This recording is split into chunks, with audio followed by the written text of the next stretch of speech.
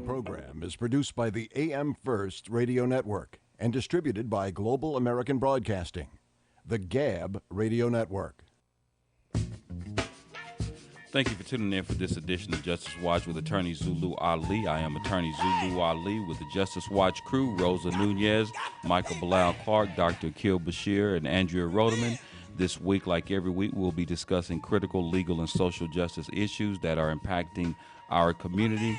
This week, we'll be talking about police shootings, and we'll also be talking about, or at least our focus is going to be on the Grand Rapids, Michigan incident that I believe happened on April the 4th, when a gentleman by the name of Patrick Loyola was stopped based upon or stopped by the Grand Rapids police in Michigan based upon a license plate that did not match the description of the vehicle.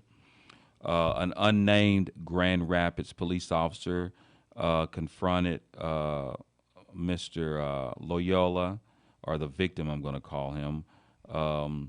Primarily, everything pretty much was caught on dash cam, and there was also some other video that caught actually different angles of the incident. Loyola, he exited the vehicle and was instructed by the officer to get back in the car. And he says, "Dude, I'm stopping you. Do you have a license?" And then the officer said, and then Loyola replied, saying, "What did he do wrong?" And then they kept going back and forth with this issue about having driver's license. And when he asked it for the second time, he told him that the plates did not belong to the car. Then Loyola tells the officer his license is in the car. He opens the door and speaks to some person, I believe it was a male, that was actually seated in the front passenger seat. Loyola then shuts the front door, then starts to walk towards the front of the car. The officer says, "No, no, no, stop, stop," and puts his hands on Loyola's shoulder and back. Then Loyola starts to run, and the officer chases after him, tackling him approximately 10 seconds later.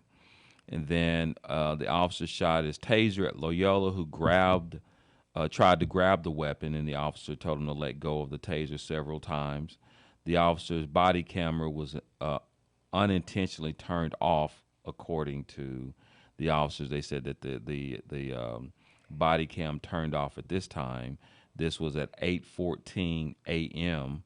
And then at 8:15 a.m., then the officer was caught on another video camera. You could see where it was caught on by a cell phone video camera where he pulls out his weapon and he shoots Loyola in the back of the head during the struggle. And then the officer reports the shooting to dispatch. He tells that the suspect is downed. Then we have 3 responding officers who arrived to search his vehicle, and they went to render CPR. The first responders arrived at about 8:23, and the officer who shot Loyola is on paid administrative leave and is stripped of his police powers pending the outcome of the state police investigation. And according to the Grand Rapids Police Chief, Eric Winstrom. And so right now, the Michigan State Police is investigating the shooting, and then it will be turned over to the Kent County prosecutor's office for review. So, I mean, there's actually video on all over YouTube and on the internet of the incident, both from views of the body cam, the body worn camera, which really did not show the actual shooting. Then you had some video from other angles, which clearly showed the shooting. And so, I mean, this is just another one that's caught on video, another one of these shootings, and it seems a little bit deja vu-ish, so to speak. just simply because, we see this all the time, and we see this whole idea of when they're in situations like that, there's always this idea of the struggle and and whether the officer, had a reasonable belief that his life was in danger at the time. I mean, I think that what we're seeing is this continued absence of this force continuum, that is taught or that's supposed to be taught in law enforcement. And what I mean by that is, there may be this whole argument, and so we'll know what force continuum is. Force continuum is the levels of force that is used by law enforcement officers when they are actually confronted with someone or with a suspect, and they have to use force. And there's actually 6 steps, and let me get to those. One is actually the officer's presence is actually considered to be, in and of itself, a use of force, right? Meaning that the officer being on the scene, his demeanor, his presence is supposed to be one use of force, right? The second use of force is supposed to be verbal commands, cooperative controls, where you're giving, certain commands to someone and letting them know, what they should or shouldn't do, trying to control the individual that way. That's number 2. Number 3 is what is called soft control. That's where, you're using pressure points, you're using low probability of just generally it is more techniques to put someone in a certain type of position that would not allow them to not be able to resist. And then you have what is called hard techniques. These are basically more physically use type of weapons. In other words, it could be actually physical or more or not soft, but and not like soft control is pressure points. Hard control is a lot more aggressive, right? Then we have intermediate weapons, which could be, we call them PR-24s back in the day, which we've known them as batons. We have pepper spray, tasers, mace, even police dogs are considered to be intermediate weapons, right? So that's where you're at the 5. And then you go to the last one is the lethal or deadly force. It's supposed to be the last use of force that's supposed to be used. Now, it seems that in many of these cases, you're starting to see, this immediate escalation of the force going immediately to the use of force of lethal force and deadly force. Oftentimes, we've seen in many of these cases where you didn't see anything happening between the officer's presence and the actual use of deadly force, right? And so, the question is as far as these training are concerned, or the types of officers that they're hiring or that we're hiring in our society. I'm wondering, why is it that officers you have one suspect and you have one officer. And it seems like very seldom, at least in as far as what we're seeing on many of these videos, it always seems like this one officer can never control one suspect. We're seeing more and more of that. And then once they are in the situation, they always use a level of force that tends to almost always be a level of force that is beyond, what needs to be utilized. If you cannot if you cannot adequately engage in some sort of physical altercation with somebody that you've stopped or that you're dealing with, then then the question is, do you really need to be in law enforcement? Do you really need to be a police officer if you cannot handle any type of physical altercation? And what we're seeing is that many of these people or many of these officers seem like they can't handle anything. This is one guy. He's not a real big guy. Any confrontation that you're going to have with an individual is not, that's what physical altercation is. So you would almost have, if this was a righteous police shooting, then that would lead us to believe that any type of physical altercation between law enforcement and an individual would justify a police shooting. Because clearly everybody is not going to comply, and clearly there's going to be some sort of resistance. In this particular case, it was someone who was trying to get away. He was trying to arrest him, but the question is, he was running after him for a traffic violation regarding license plates, and at least at this point in time, there's no reason to believe that there was any other issue other than the fact that he was potentially violating some sort of traffic or something regarding registration, which is not a very serious offense. So you've gone from stopping someone because of license plates to actually taking someone's life. I mean, the vehicle is there. There's registration on the vehicle. There's somebody in the vehicle. And the fact that you end up making contact with somebody, and you definitely are completely incompetent to be involved in any kind of physical altercation because you can't handle one person with a taser. That's just, ridiculous. But at any rate, please do not touch that dial. We'll be back on the other side with Justice Watch.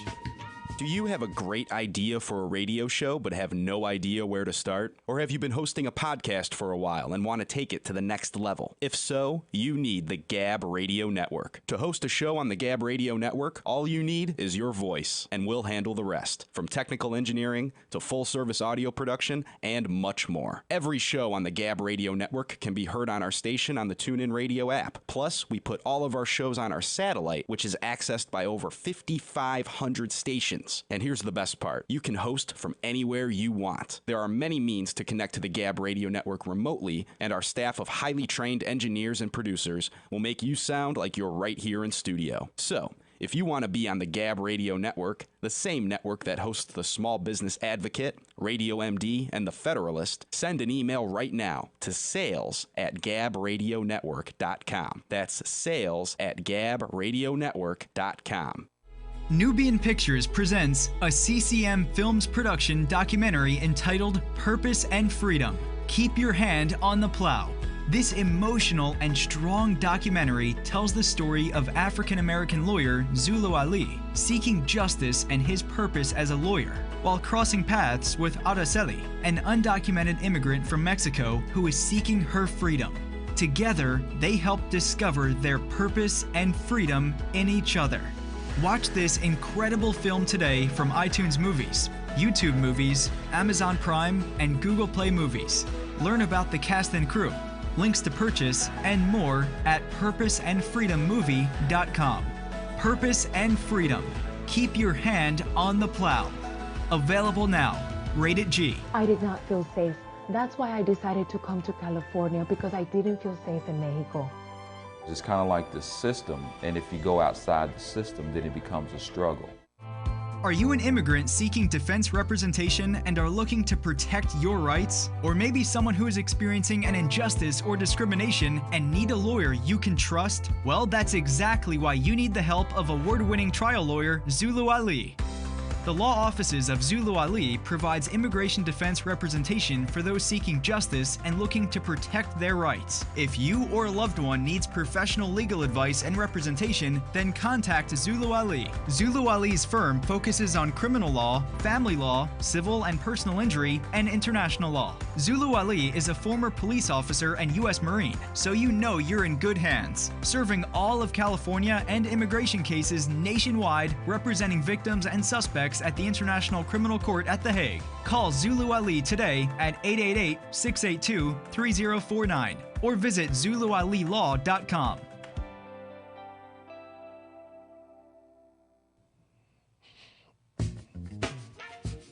Welcome back to Justice Watch with attorney Zulu Ali and the Justice Watch crew. We're continuing with our discussion on the police shooting and the Grand Rapids incident. And before I went to break, I was talking about the incident and how in this particular incident we saw, unfortunately, an officer who, at least from what we've seen in the videos, actually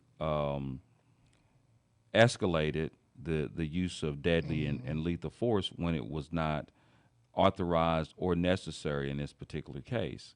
And what we've seen in this case is kind of similar to what we've seen in other cases where officers tend to do the exact same thing. They fail to, they escalate the level of force unnecessarily due to the fact that, at least from my perspective, they don't know how to deal with, for example, in the case that we saw in Atlanta sometime, I think it might have been last year, where the guy was engaged in a struggle. The two officers pulled out a taser gun. The guy took the taser gun away from the officers and took off running, and then they shot the guy in the back. So you have one individual engaged in contact with two police officers, and this one individual was able to take away the taser gun from those officers, turn around and run away, and then he gets shot in the back.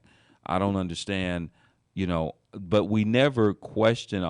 Clearly being a police officer is a very dangerous job. And clearly being a police officer, you have to think about your risk, you have to think about your life, and you have to think about getting home every day. And I think that they deserve to be recognized for the service that they provide to the public. I'm in complete agreement with that. But we also have to understand that with that type of power comes great responsibility. We have to hold them accountable. And if you're going to be a police officer, you have to understand you do have to be able to fight. And as they said in the movie with Training Day, when he said, man, you got mad squabbles.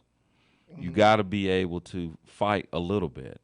You know what I mean? You cannot be in a situation. That means every time you get into an altercation with an individual, if you do not have the ability to physically defend yourself, that means you have to shoot everybody that you have made contact with. And that seems to be completely unreasonable. So the question is, if you're a police officer and you're engaged in a physical altercation with an individual who is unarmed and he has nothing on them, and you cannot, you don't have the physical ability to restrain that individual or even to properly use your taser gun to restrain them or do whatever, soft or hard techniques you can use less than deadly force, then you're not in the right field. Why is it that you should be able to use a gun on someone who is completely unarmed and completely does not have any type of deadly weapons on them? You know what I mean? So the fact is that it looked like he was having a difficult time trying to handle this individual, and then you go into this whole idea where, being devil's advocate, they're going to start arguing where you're fighting with someone, and then you have your weapon and he's close to the weapon, so that person may have access to the officer's weapon. You'll hear those types of arguments, but then again, you still go back to the same situation where we always have to. If that's the case, that always has to be the argument. That always has to be the position. That means that no matter what, if you get into a physical altercation, you will always be able to use deadly force, regardless of the circumstances or the ability or the danger realistically imposed by this individual. It's just a license to kill, and it would be completely unchecked. So I believe it's unreasonable to believe that an officer using a gun on an unarmed individual, when there was no reason to believe that he was armed in any way, made any sense to me. Yeah. I was looking at the video, and one of the things that I kind of focused on was just the approach. Whenever you approach an individual, I think that there has to be some type of training on the police part to how you deal with certain situations or how you talk to individuals. And I think that once put yourself in a position where you engaging in verbal altercation with the individual, I think that there's an approach that should be taken instead of that aggressiveness in your voice. So when he asked him the question as to why he was being pulled over, he basically, with police, I'm gonna put my hand on my weapon, at that particular time, or my taser, and demand something from you, instead of you trying to explain to this individual, look, I'm pulling you over for this reason, sir. Let's not escalate this, so forth and so on, and talking down to a point and wait until backup arrives.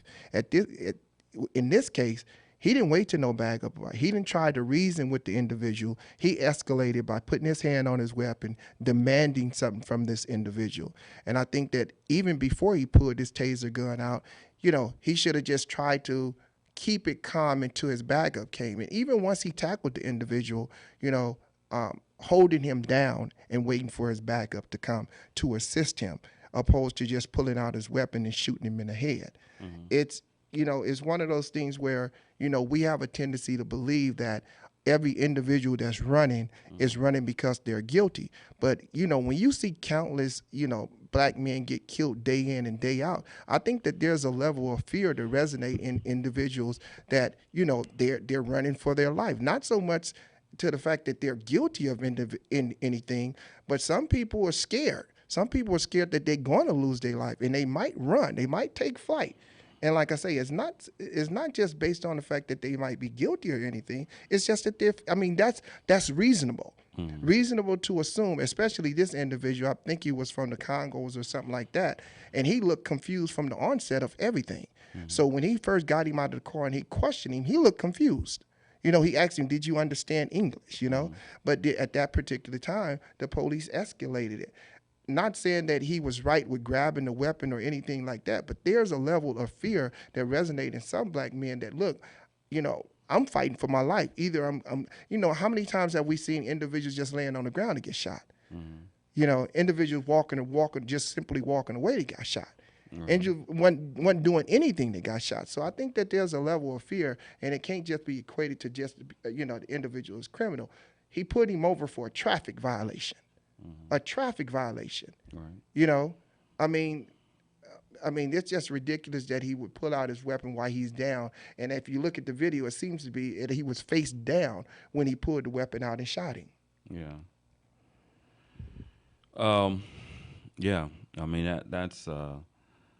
That's definitely. It goes without saying, and sometimes, we're still talking about the same thing over and over and over again. Again, going back to the whole deja vu-ish aspect of, how we're, what's going on in these cases, man. It's just way too much. And again, it goes back to the training of these. Nobody's questioning that. Nobody's questioning the fact that the man lost his life because the officer didn't know how to defend himself. He didn't know how to do his job. That what is the chances? Every day you go and you put on your uniform and you put the gun, you put yourself together and you go out there, and you know that you may the worst thing that you're facing when you're a police officer is someone that has a weapon or somebody that has something that would kill you. That's your biggest fear. That officer was not going to be killed by this individual. Right? There's no, under any circumstances, there was no reason to believe that he was going to, the fact that somebody can physically overtake you does not automatically mean that that person is going to be able to use some sort of lethal force, or the fact that it's difficult, right? The fact that you're struggling with somebody does not mean that that person can kill you. That's part of placing someone under arrest. People resist arrest all the time, but resisting arrest does not give you the authority or the right to actually just kill somebody, because you can't secure this individual. And if you can't secure the individual, that means you shouldn't be working, right? And that's the problem. But at any rate, please do not touch that dial. We'll be back on the other side of the break with Justice. There's a new nationally syndicated radio program that's sweeping the nation, and you don't want to miss it. Justice Watch with attorney Zulu Ali, the voice of justice for the people.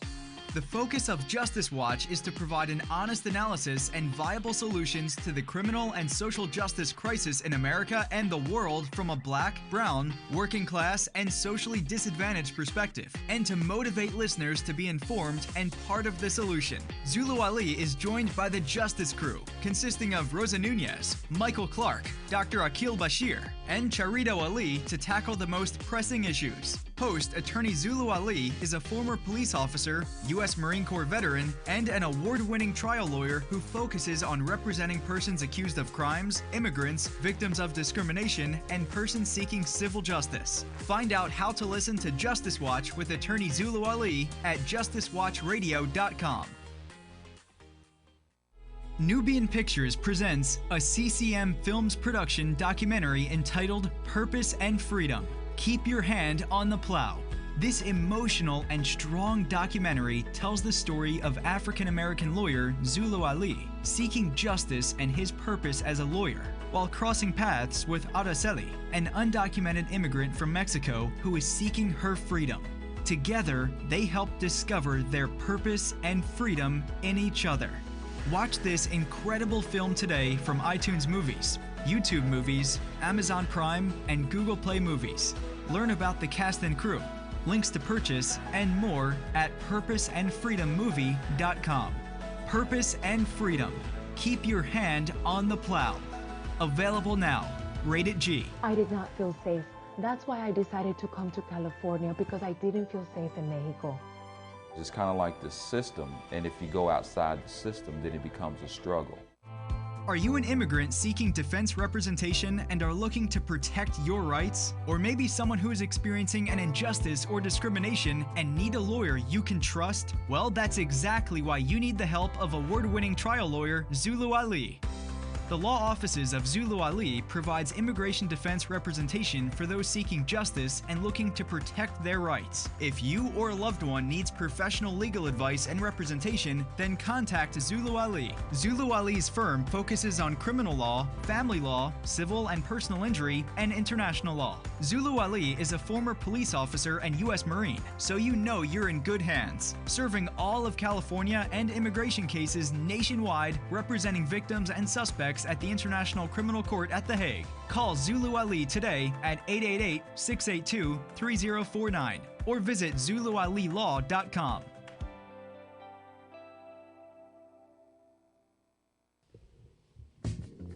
Welcome back to Justice Watch with attorney Zulu Ali and the Justice Watch crew. We're continuing with our discussion on the police shootings and how to deal with it.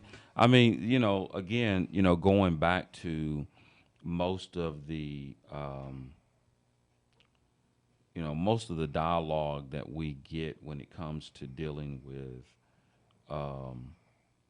police shootings. I mean, it's almost like, are we just talking too much, or is it just, you know what I'm saying? In other words, is it really worth the effort to even have these discussions at this point? It happens so much you think that, it's beyond talk at this point. I mean, how many times have we had shows that revolved around these police shootings and nothing has came about, or how many protests and how many marches have been put on, and there has been just no consequences in regards to, the police actions. A lot of them, the great majority of them are found not guilty or not even brought up on charges at all. So, I mean, at this point, I mean, what other recourse do we have? Is the question. Yeah. I mean, other than just talking about it? Yeah, other than just talking about it. Yeah. I mean, how many, we didn't see the marches, we didn't. Well, nobody listens. I mean, I think that if they listen to us, then they might have an answer. They might be able to do something, right? I mean, we've given them, I think in many ways, we've given them some answers, so but are people really listening? That's the question. No, I don't think they're listening at all. And no matter where it comes from, I still don't think they're listening because, and I think it just, I think it's at a point where they don't want to listen. It's just the norm. It's just that we continue to accept it, because what happens is, we scream for a little while when one happens, and then everything kind of dies down till the next one come about, and then we scream again. And I don't think that there's no united front to actually address it, because it might be one that happened in California, and you can scream in California, but it's not screaming all over. I mean, George Floyd was more of an exceptional case because people screamed all over the world. But how many George Floyds do we see every single day? And in this particular case, I think it was more heinous because the simple fact is, I mean, out of all the stuff that happened prior to him falling to the ground, let's say he did do something wrong. The fact that this man was on his back, pulled out his weapon, and shot him in the head while he was face down, that speaks volumes of itself. I mean, if this man is not found guilty of something, then, I mean, I don't know, man. I think it's just the norm. I think it's just become acceptable. Right. Yeah, you're talking about as far as our society and dealing with it? Exactly. Yeah. I mean, I think that what do we get out of it? So, in other words, this is kind of what I'm looking at when we talk about the discussion. Because I got to go back, and sometimes I catch myself because I feel like I'm saying the same thing every week. You know what I mean? I feel like it's the same show almost every week, especially when it comes to the issue of dealing with things regarding to the police. I mean, we could basically play almost the same show over and over and every week, and, it would still technically be relevant, but it would be the same thing. And so my thing is that, what I often, well, not what I often, but the way I see it is, when do we, what can we, or is it possible to, because this is the thing, everybody seems to be so stuck on believing. There's a certain degree of where people believe in the system in a way in which is detrimental, and sometimes I believe that I'm a victim of that as well. And what I mean is that the reason why these things keep happening is because too many of us are complacent and believe that ultimately, the system as it exists is going to work in a way that's going to be fair to people of color, and we're going to stop seeing the same type of injustice, that has been imposed against black people since the beginning of even before we became a country. That's what we believe, although, I do not want to diminish the significant contributions of people who came before us, who basically have paved the way for us to be in the position that we're in. As I spoke a couple of weeks ago about the fact that we are that many of us are in privileged positions. But at the same token, I believe that we're in a situation where we believe in something that doesn't necessarily exist. And until we collectively come to terms with the fact that unless we do something about it, and when I say doing something about it, doing something different than what we've done before, we're going to continue to go through this process, and that we're going through right now, where we're seeing. I mean, I do not believe for 1 second, and sometimes there could be the argument that race and color does not have as much to do with it as it does just the system in general. But I don't believe. But the numbers say different. The numbers give us a different, tell us a different story. And what the numbers tell us is that people of color are actually targeted and abused at a much higher rate than everybody else. And so, now that we understand that, why can't we deal with it? What is it about us that we cannot deal with our own problem? Is it us or is it them? Who is it? Who is to be blamed for this? Do we blame the fact that we are committed to a society in a country that is not necessarily committed to us? I mean, how do we deal with this? I mean, even myself, I mean, in all aspects, I know of cases where there are individuals that, get killed or die in prison, and then, or die in jail. And then you find yourself fighting, trying to get justice, because nothing like that would happen unless somebody did something wrong. But people aren't listening. And the courts actually are so complacent to it that, some of these cases you can't get things going because the courts won't even allow you to get them going. You know what I mean? Mm-hmm. So are we to blame because we're not taking a firm stand against it? I think we are. I think we are to be blamed for it, because who else are we going to blame? Yeah. You know what I'm saying? I mean, I know that, we want, because otherwise we'll just keep going. I mean, it's a never-ending cycle. Yeah. And I mean, I think that nobody's willing to take that stance or take that step because of the fear of, the repercussions of people who took that stance and those steps in the past. I mean, and again, there's absolutely no reason. I mean, you got to look at a society that's had a black president, a society that has a black vice president, but yet and still we cannot do anything meaningful to even say the words, man. We can't even say it. You know what I'm saying? I mean, we talked about this, the show that we rebroadcast last week, where we talked about these legislation that's been passed never specifically speak to black people. No, not at all. They just it's almost like they're almost fearful to specifically. There's all kinds of legislation that addresses specific individuals.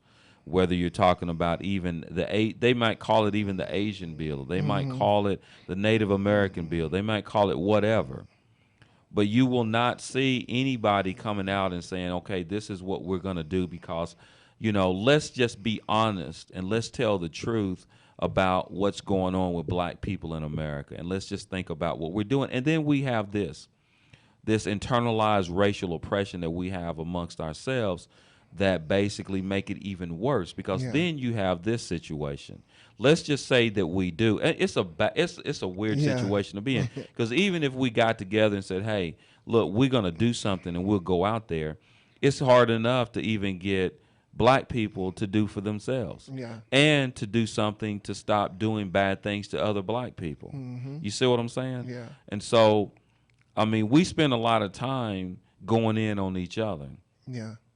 We it's go and look on YouTube and look at people in privileged positions who can't wait for the opportunity to kick another black man down, and it comes from black people. Yeah. You know what I'm saying? Yeah. I mean, it really does. The hardest people, and I can tell you this, I'm just gonna be, keep it 100. As an attorney, the one thing, some of the happiest and most proud moments that I've had in my career are things that I can do for people who are marginalized.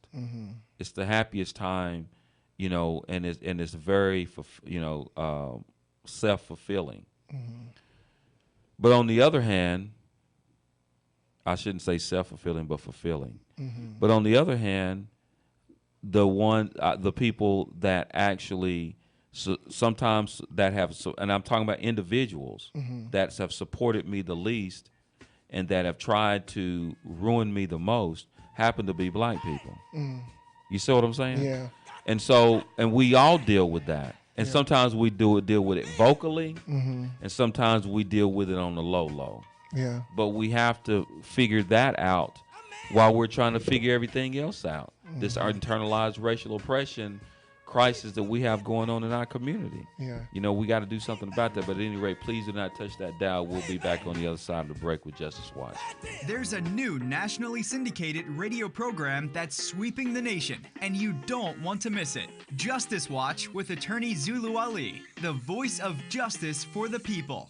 The focus of Justice Watch is to provide an honest analysis and viable solutions to the criminal and social justice crisis in America and the world from a black, brown, working class, and socially disadvantaged perspective, and to motivate listeners to be informed and part of the solution. Zulu Ali is joined by the Justice Crew, consisting of Rosa Nunez, Michael Clark, Dr. Akil Bashir, and Charito Ali to tackle the most pressing issues. Host attorney Zulu Ali is a former police officer, U.S. Marine Corps veteran, and an award-winning trial lawyer who focuses on representing persons accused of crimes, immigrants, victims of discrimination, and persons seeking civil justice. Find out how to listen to Justice Watch with attorney Zulu Ali at justicewatchradio.com. Nubian Pictures presents a CCM Films production documentary entitled Purpose and Freedom. Keep your hand on the plow. This emotional and strong documentary tells the story of African-American lawyer Zulu Ali seeking justice and his purpose as a lawyer, while crossing paths with Araceli, an undocumented immigrant from Mexico who is seeking her freedom. Together, they help discover their purpose and freedom in each other. Watch this incredible film today from iTunes Movies, YouTube Movies, Amazon Prime, and Google Play Movies. Learn about the cast and crew, links to purchase, and more at purposeandfreedommovie.com. Purpose and Freedom. Keep your hand on the plow. Available now. Rated G. I did not feel safe. That's why I decided to come to California, because I didn't feel safe in Mexico. It's kind of like the system, and if you go outside the system, then it becomes a struggle.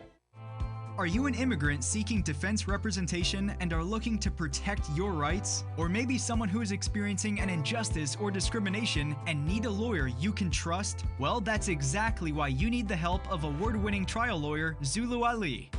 The law offices of Zulu Ali provides immigration defense representation for those seeking justice and looking to protect their rights. If you or a loved one needs professional legal advice and representation, then contact Zulu Ali. Zulu Ali's firm focuses on criminal law, family law, civil and personal injury, and international law. Zulu Ali is a former police officer and U.S. Marine, so you know you're in good hands, serving all of California and immigration cases nationwide, representing victims and suspects at the International Criminal Court at The Hague. Call Zulu Ali today at 888-682-3049 or visit ZuluAliLaw.com.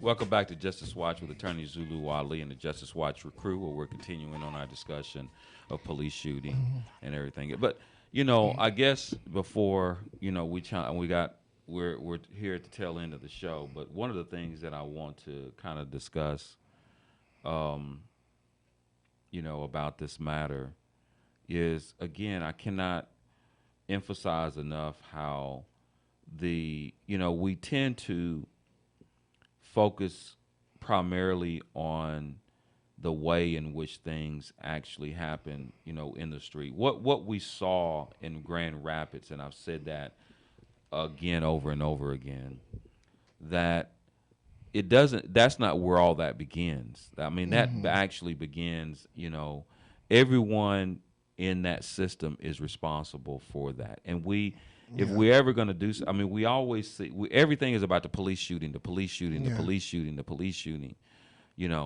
But really what happens is that the entire culture of the criminal justice system makes that type of action, it almost makes it seem like it's desirable.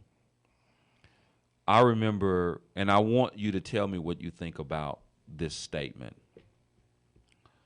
I was in court, and in open court, I was arguing for my client who happens to be not African American. And I told the judge, I said, hey, we need a jury that represents a cross section of the community. And his response was, your client is white. Mm. My response was, it doesn't matter. He deserves a jury representing the cross section of the community. He wants black jurors too. And so I thought about that. And what comes to your mind? What does that tell you when someone says something like that? It says that it's basically rigged. It's rigged. Why would he even make a statement like that? I mean, would he have made a statement like that had your client been African American? Probably not. Right. And so therefore, I think it plays into he figuring that that's that privilege that's going to come along with it. So no matter what he gets, I mean, he's basically more likely to get an all-white jury anyway. Yeah. Or something close to. Right. But my question would be, what does that tell you about the system and somebody that's sitting on the bench that he basically feels like him being a white person, he sees the color. Mm-hmm. And color should be seen because color is an Yeah. issue. But at the same time, it says that race plays a part in guilt or innocence. Mm. You're right. And so that's where it begins. And so, I'm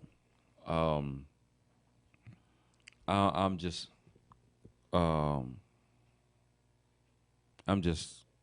upset about that, and upset about what's going on, and upset with the fact that we are still living, and everybody just walks around like it's normal, and nobody does anything drastic to try to impose anything, any significant change on the system. I mean, it's just awful, man. I mean, all aspects of it, and in many ways, I think that we're getting worse because we are living in a society where to the extent that we had any values are definitely put on the back burner, and responsibility is put on the back burner. So there is no self-responsibility, nowadays when it comes to, people in general. I mean, just think about everything that and even when it comes to, it's like everybody has an excuse, right? Mm-hmm. Like it seems like everybody is having an excuse. You see that? Yeah. What does that mean? Internet probably. Everybody has an excuse. I mean, we're having trouble on our internet right now. Yeah. So I think, I think it goes back to we become so complacent, with what's going on, to where we accept the fact that we don't want to give up certain rights because we're scared of that sacrifice. We just went completely off. Yeah. We scared of that sacrifice, and I think that that's one of the things that we become so complacent in the world and what we have to where we don't want to sacrifice it for the better good. Mm-hmm. And it goes back to, I think it goes back to what you were saying in terms of us fighting amongst each other. We, even if we do decide to consolidate ourselves on a united front, it's going to be more difficult because we so divided amongst ourselves. Everybody going to have this totally different approach that they want to proceed in, and then that's where the bickering come in. But I think also that's what they play on as well, that we'll never get to a point where we're going to be able to collectively address this issue all together, and that's why it continues to happen the way it's happening. That's why we continue to see all the shootings and things of that nature. And so until we get to that point where we can all kind of like come together on that united front, then and only then will we be able to see a difference in the way the policing goes. But I think it goes back to also what you say. It's just not that police officer. It goes all the way up to the chain of command and how he was trained, that particular officers, and how all officers are actually trained, you know? It goes back to that. You know, how were they trained before they was even put out on the street or put in a patrol car? You know, it goes back to their training. And it goes all the way up the chain of command. Right. No. Yeah, I mean, within the department and, you know, outside of the department, and I think that we still haven't gotten to a point where we're, you know, where we got to get beyond that, and are we really ever going to do anything to really, you know, address those issues? It's just like, you know, I'll never give up hope. I mean, I'll always be in the fight, but I think that sometimes we have to be more careful about the people who are responsible for, you know, carrying our agenda and that we put in the forefront. We're not getting, you know, what we're doing is it's almost like we're show stopping. Like the ones that you see, you only see them in the big events. They come in and they go up on a podium. They'll make a statement in front of people about the injustice about that individual. They get a lot of flash, a lot of flare, and then they go on to the next one.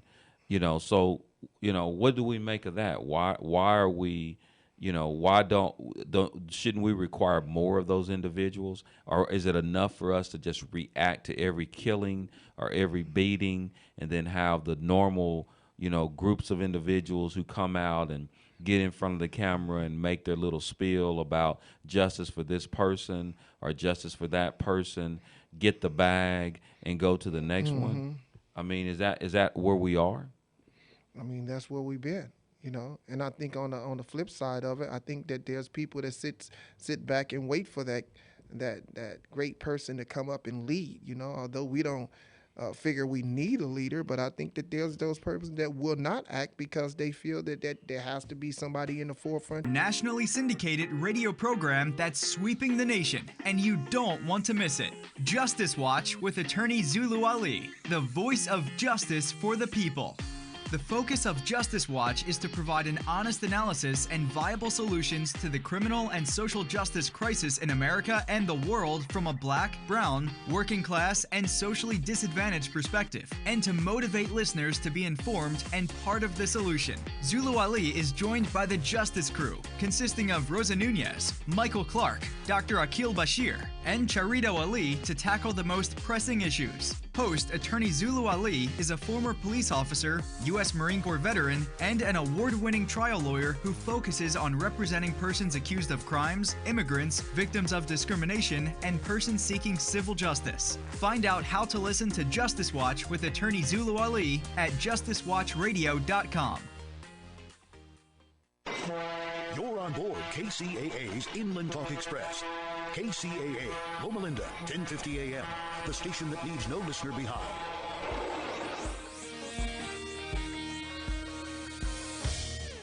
The following program on KCAA is pre-recorded.